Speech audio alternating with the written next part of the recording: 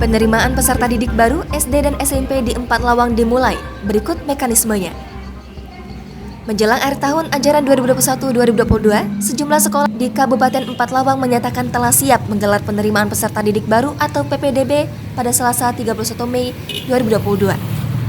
Di mana tahapan pelaksanaan penerimaan peserta didik baru untuk tahun ajaran 2022-2023 telah dimulai di sejumlah sekolah yang ada di Kabupaten 4 Lawang. Tepatnya untuk penerimaan peserta didik baru tahun ajaran 2022-2023 untuk jenjang SD dan SMP telah siap dilakukan.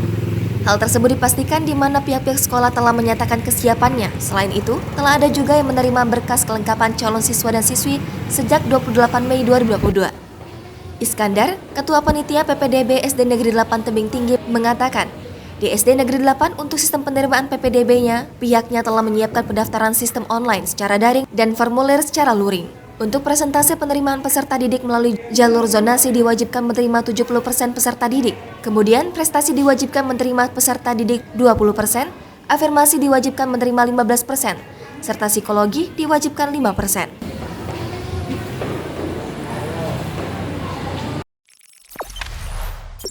Jangan lupa subscribe, share, komen, dan like ya!